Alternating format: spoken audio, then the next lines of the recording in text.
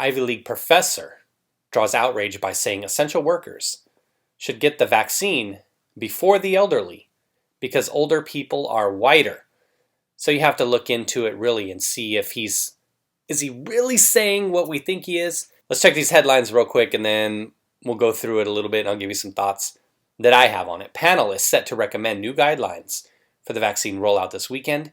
Members have signaled they will prioritize essential workers over the elderly. UPenn professor Harald Schmidt explained older populations are white. Remarks drew backlash, but Schmidt denied favoring race-only prioritization. He also argues that older people can more easily isolate than essential workers.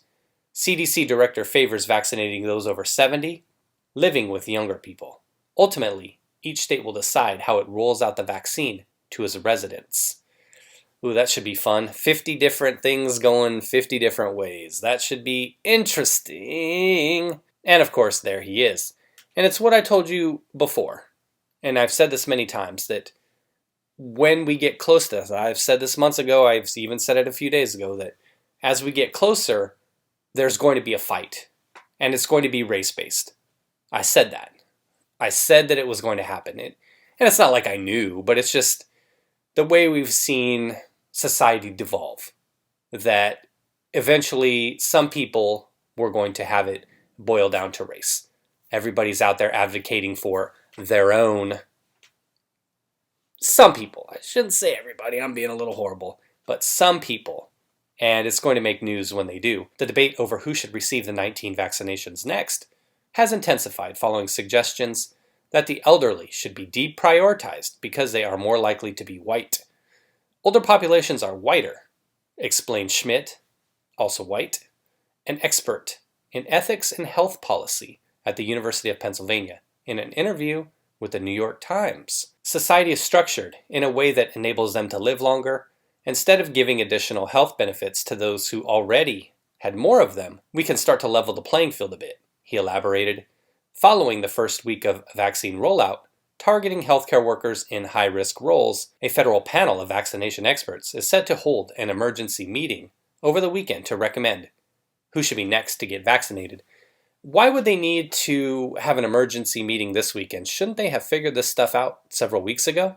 Based on a prior vote, the panel is expected to recommend that non-healthcare essential workers should take priority over the elderly in the vaccination rollout. An 88-year-old Florida resident is seen getting the Pfizer vaccine on Wednesday. The debate over who should receive vaccines next has intensified.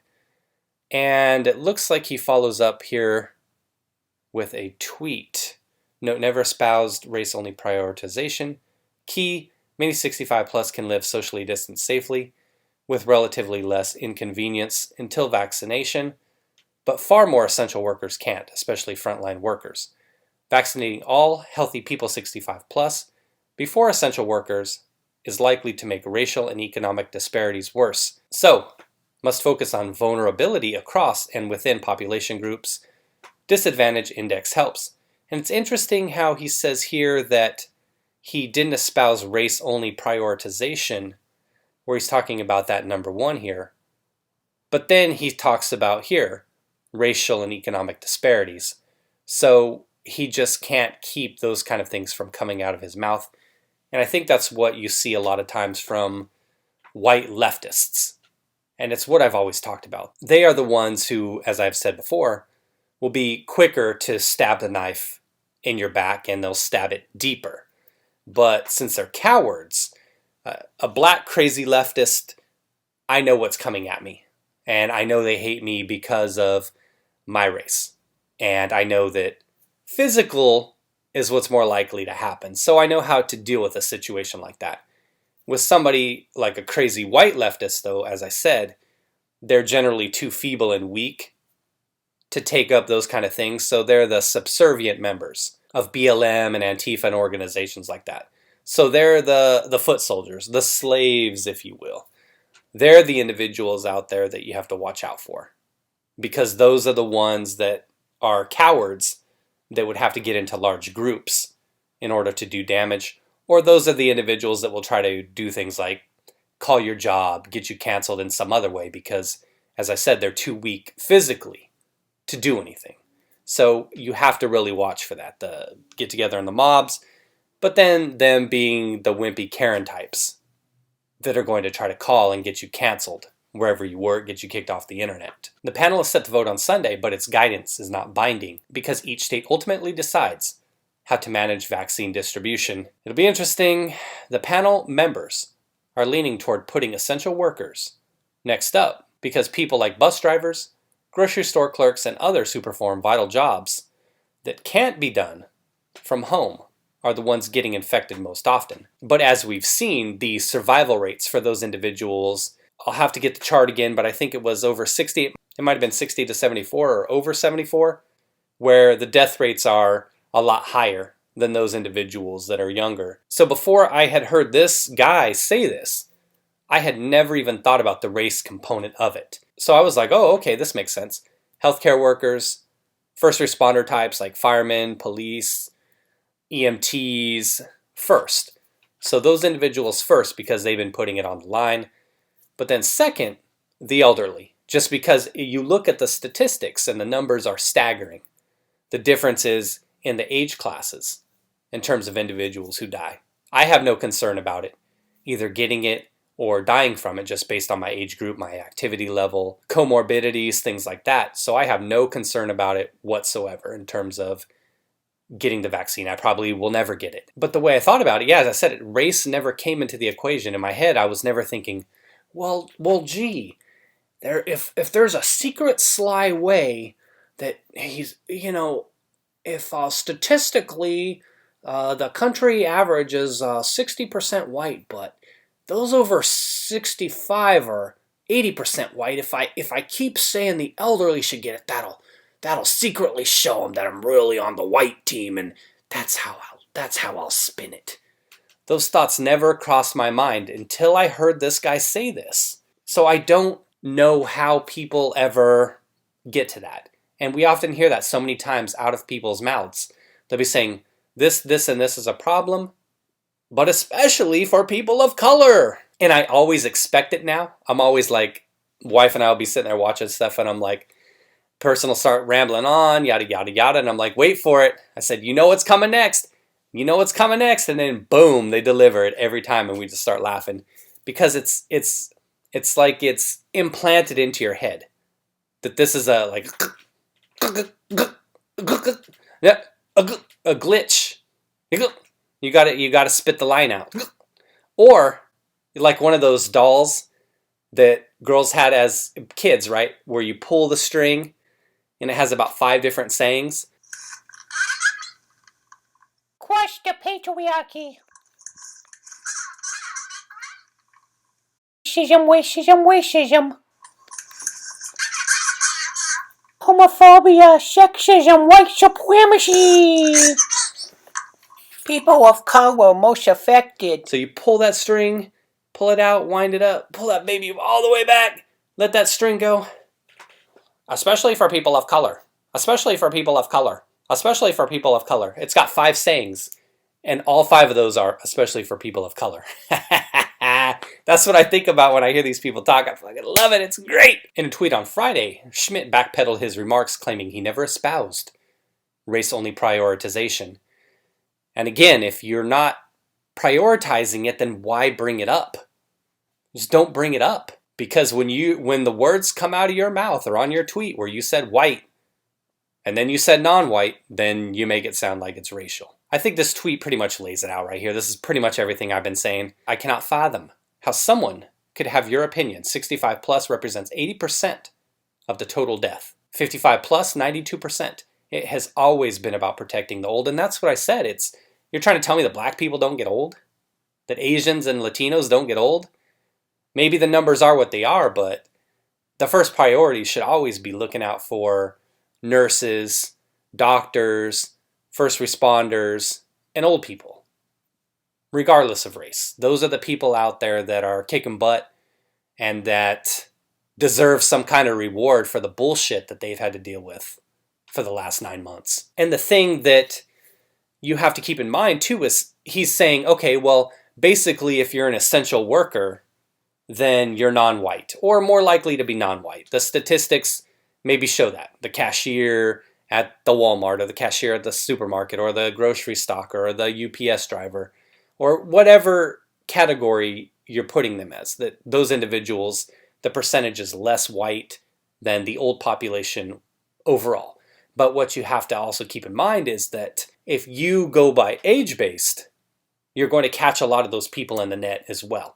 So if you look at 55 plus, like we're looking here, if you said, okay, well, let's just go age-based, 55 plus, your priority. We'll say 65 first, and then 55 to 64. But you're going to catch people in the net that are in high-risk groups. The net catches who it catches. The net isn't designed to catch certain people of certain races. Age-based is the way to go, is what I'm saying. I don't know how you feel about it. Am I wrong on this? Age-based, we look out for the most vulnerable. Then we can start to trickle down to individuals who have those comorbidities, start to look at some individuals who are at higher risk. But first, take care of the elderly. Another tweet says, so the elderly aren't just non-essential. They're actually quite expendable. And if you're Governor Cuomo, yes, they're expendable. How many? 6,000 plus? When's he going to face charges? Never. He wrote a book. He got an Emmy. He's being considered for the Attorney General by Joe Biden. Can you believe that? They've been stuck in their homes for 9 months because they are vulnerable, but the healthy 25-year-old liquor store associate needs the vax first. No offense intended. I support liquor stores. And exactly, and that's what I was talking about, the net, was you're catching individuals in the net who, by his definition, would be colored folk. How much more suffering do you want the old people to go through? How much more do they have to sacrifice in their life? Oh, he says, oh yeah, they can just keep staying at home. They can self-isolate. Nobody loves them anyway. They're off on their own. Who cares? You're talking about giving young, healthy-ish people who have low rates of death a vaccination first over individuals who are just dropping like flies. It doesn't make any sense. He has to have something in his head, some kind of prejudice, some kind of hatred towards white people. Because you can't make it about race. Why would your mind go to race? Take care of the elderly. How many times do I have to say it? Regardless of what color they are. Old folks, man, I told you they kick ass.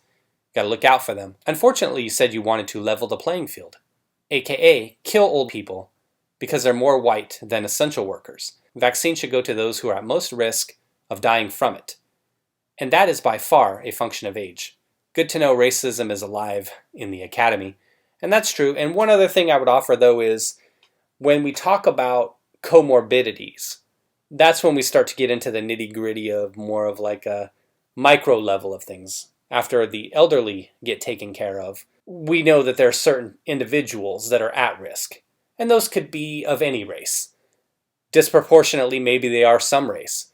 But as I said, I'm not concerned about the vaccine for myself. So if there was some individual who had a lot of comorbidities and they were standing right next to me and they were like, okay, well, one of you two can have the shot and the other one's just going to have to suffer, I'd be like, okay, well, give it to Fatso over there, because I just don't have those concerns.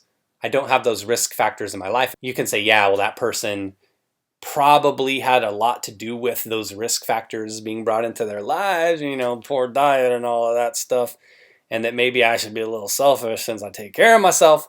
But, I'm willing to sacrifice a little bit. If it was me and this woman, she's fat, I would bet she has a lot of comorbidities.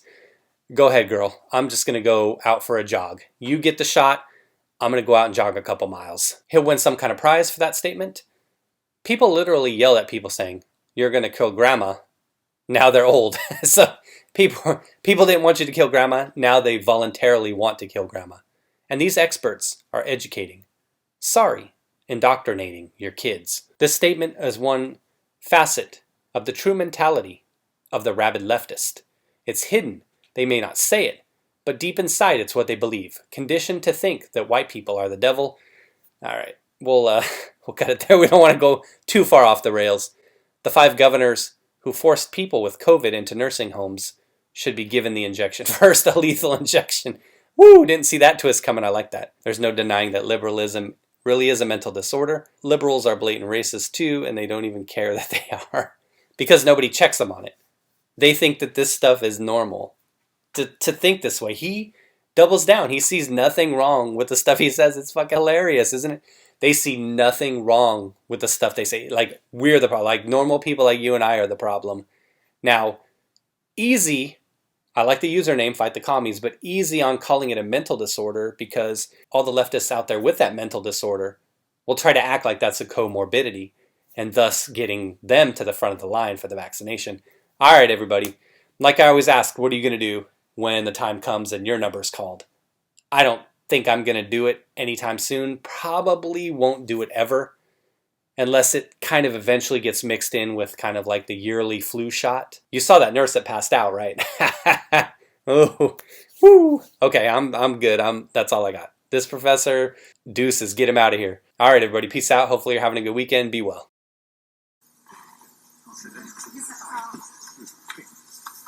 Whoa.